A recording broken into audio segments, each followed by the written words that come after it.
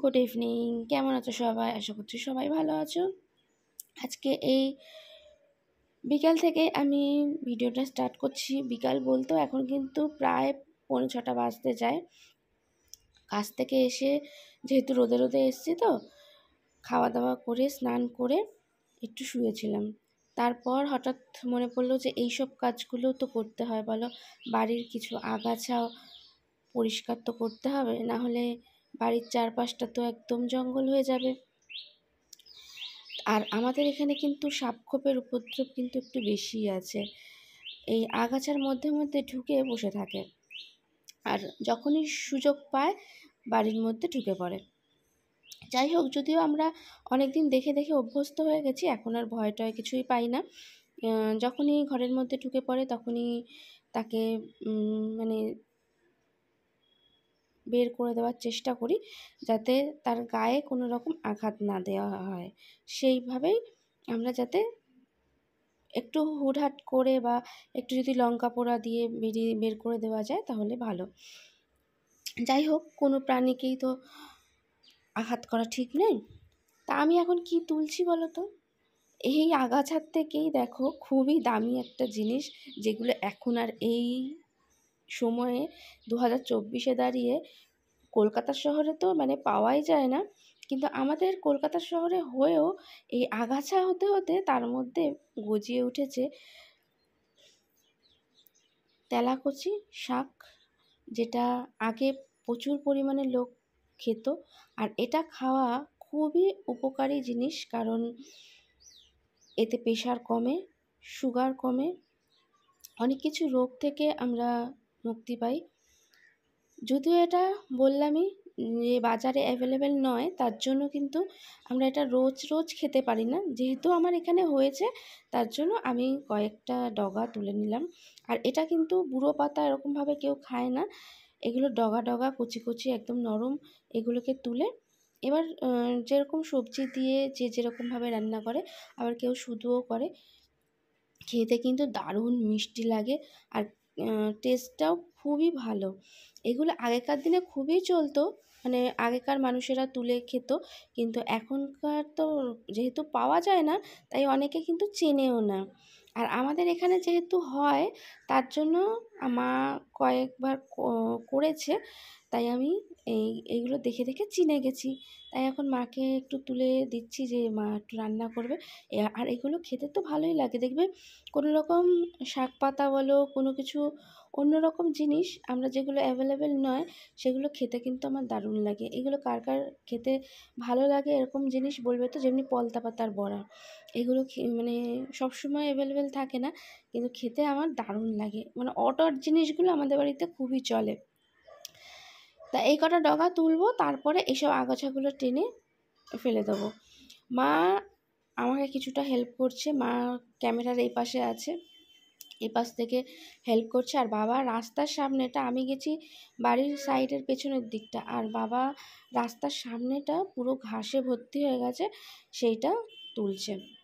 আমি যেহেতু এইদিকে তোলাতুলি করছি, আর এতটাই বেলায় আমি গেছি যে আর কোনো দিকে ভিডিও করার সময় নেই, তাই এখানে রেখেই আমি ভিডিওটা স্টার্ট করে দিয়েছি।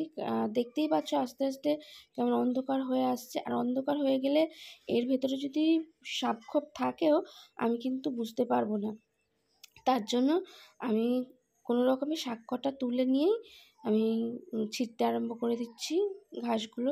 না ছিঁড়ে দিলে আমার আর সময় কোথায় বলো, দিনের বেলা সময় একদমই পাই না। আর এই বিকেল সন্ধেবেলা যদি না করে দিই, তাহলে এই মানুষ দুটো কী করে। আর একা একা আমি গেছি বলে কিন্তু আমার বাবা গেছে।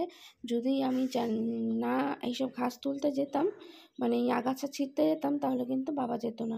আর ওই পাশের কলা গাছগুলো দেখতে পাচ্ছ অনেক জঙ্গল হয়ে গেছে, তার থেকে 2-1টা কেটে আমি সাফ করে দেবো, কারণ এত জঙ্গলের মধ্যে না প্রচণ্ড পরিমাণে মশাও হচ্ছে। আর আমাদের দোতলাতে সন্ধ্যের পরে একদমই টেকা যায় না, মশার বাজার হয়ে যায়।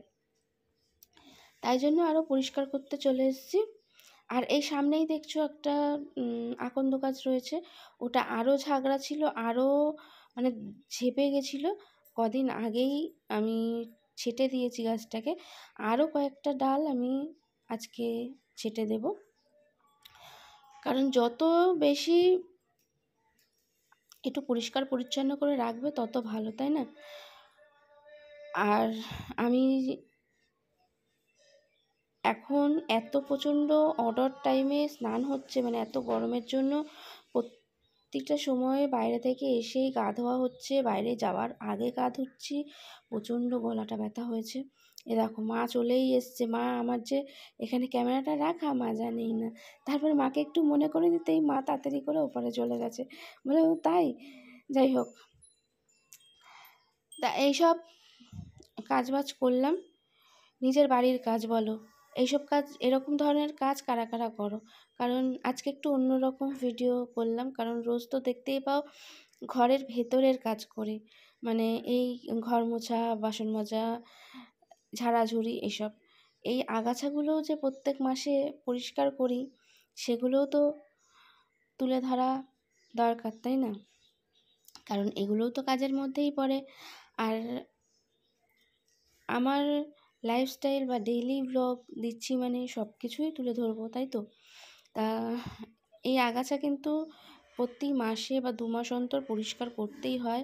আর এটা দেখো বেশি দিন কিন্তু হয়নি, প্রায় মাসখানেক মতন হয়েছে আমি পরিষ্কার করেছি, তারপরেই আবার দেখো এরকম জঙ্গল হয়ে গেছে। আর এইসব জিনিস, এই কলা গাছ বলো বা এইসব আগাছা বলো, যতই তুমি কেটে দাও দেখবে আবার যেই কে সেই একই জিনিস হয়। ওই দেখো আমি কাটতে চলে গেছি কটা গাছ, ওখানে কেটে ফেলে দিচ্ছি, আর কত অন্ধকার হয়ে আসছে বুঝতে পারছো? আর অন্ধকারে আমি কিচ্ছু দেখতে পাচ্ছি না। এই গাছগুলো সন্ধ্যের সময় বলে গাছ কাটতে নেই, কিন্তু আমার সময়টা কোথায় বলো যে আমি অন্য টাইমে কাটবো? দুপুরের দিকে এসে এত চড়া এখানটা রোদ থাকে না, আর তখন ভালো লাগে না যে কিছু মানে করতে যাই আর কি, কারণ এতটা জার্নি হয়ে যায়। তো এইসব কাজ বাজ আজকে করলাম। তারপর আরও কাজ রয়েছে, এবার আবার গাটা ধুয়ে আমি একটু বেরোবো, তো দোকান বাজার করতে হবে, সেগুলো লিস্ট করে রেখেছে মা, সেগুলো আনতে যেতে হবে। এইসব বাইরের কাজগুলো যেদিন যেদিন আমি টাইম পাই, মানে সময় পাই, আমি মানে এক এক দিন ভাগ করে নিই আর কি। তোমরা হয়তো ভাববে ছেলেদের মতন এইসব কাজও তুমি করো, সত্যি 2024 সালে দাঁড়িয়েও আমি কিন্তু এইসব কাজ করি, কারণ এইসব কাজ করতে আমার বেশ ভালো লাগে। ছোটোবেলা থেকেই, এমন নয় যে এখনই করি, ছোটোবেলা থেকেই আমার এসব গাছ ফাছ কাটাকুটি করতে, পরিষ্কার করতে খুবই ভালো লাগতো। কারণ আমার দিদাকে আমি দেখে এসেছি যে এইসব মানে ছেলেদের মতন কাজ করতে, আর তাই জন্য হয়তো আমার মধ্যেও কিছুটা ঢুকে গেছে, আমিও এইসব কাজ করতে খুবই ভালোবাসি। দেখতে দেখতে প্রায় সন্ধ্যের দোরগোড়ায় চলে এসেছি। তা এইসব কাজ বলো তো করতে তো হয়ই, না করলে করবেটাকে? আর যদি এখন কাউকে দিয়ে করানো হয় তাহলে বলো তো কত পয়সা নেবে? এখনকার দিনের তো সব মানে পয়সার খাইও আছে। আমার হয়ে গেছে, এবার আমি চলে আসছি। গুড ইভিনিং সবাইকে, এখন যাচ্ছি দোকান বাজার করতে। আমি মা পয়সা দিচ্ছে, বাবা স্নান করে ফেললো গা ধুয়ে, আমিও গা ধুয়েছি দেখো, তাও ঘেমে যাচ্ছে। কি গরম, কি গরম। আর ওই টাকাটা রেখে দিই। আচ্ছা, বাজারে বেরিয়ে পড়েছি, সব দিকটা সামাল দিতে হবে তো, সব কাজই করতে হবে। দোকান খুলতে না খুলতেই আমি হাজির হয়ে গেছি, পুরো ফাঁকাই ছিল দেখো। এই দোকান কিন্তু এরকম ফাঁকা যায় না, প্রচণ্ড ভিড় হয় বলে আমি তাড়াতাড়ি চলে গেছি। আমার মালটা দিয়েও জমিয়ে মুড়ি খাওয়া হবে, তাই জন্য মা মুড়ি মাখছে, মাখা কমপ্লিট। এই দেখো মুড়ি, এই দেখো বাদাম দিয়ে দিল, সব মুড়ি মেখেছে, এখন খাওয়া হবে। চা করছি, চা টিফিন খাওয়ার পর আমার মায়ের চা, আর ওখানে বসিয়েছে তরকার ডাল।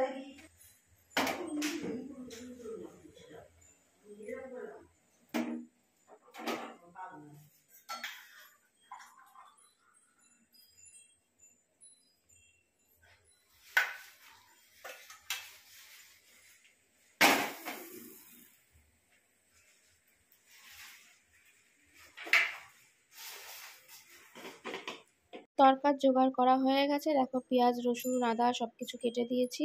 আর এইদিকে এই যে সুন্দর একখানা জিনিস মানে শাকটা, আর এই দেখো কাটা কমপ্লিট, ডাটা পাতা সব সবজি সব কেটে আলাদা আলাদা করে রেখে দিয়েছি। ডিনার কমপ্লিট, এবার খাওয়ার পালা। মা কি করেছে এটাই দেখার, দেখে নাও। জমে গেছে আজকে রাত্রিটা, তোমরাই দেখে নাও জমে গেছে কি যায়নি বলো। যদিও বা আমার মায়ের হাতের রান্না একদম জমেই যায় রোজ দিনই। তরকা, তার সঙ্গে রয়েছে পেঁয়াজ আর গোটা একটা কাঁচা লঙ্কা, আর সাথে তো রুটি আছে।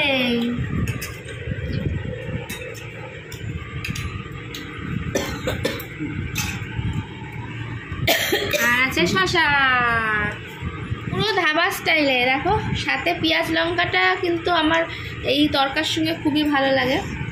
কার কার এরকম ভালো লাগে বলো তো, তরকার সঙ্গে পেঁয়াজ আর কাঁচা লঙ্কা।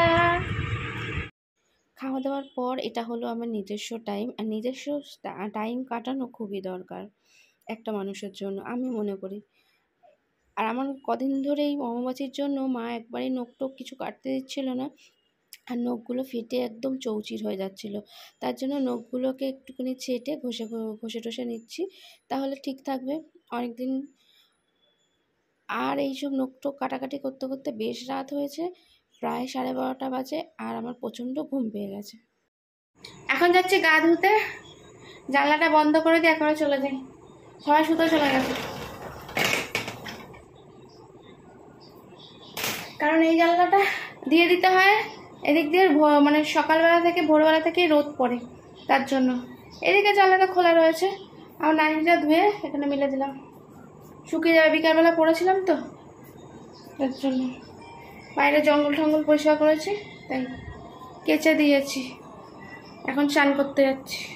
মা এখন ফোন দেখতে ব্যস্ত, বললাম গা তো ধুয়ে না, ধুলো না। এদিকে লাইটটা নিভিয়ে দিয়ে চলে যাই আমি গা ধুতে। আজকের মতো সবাইকে টাটা বাই বাই, দেখা হচ্ছে আবার নেক্সট একটা ভিডিওর সাথে, ঠিক আছে।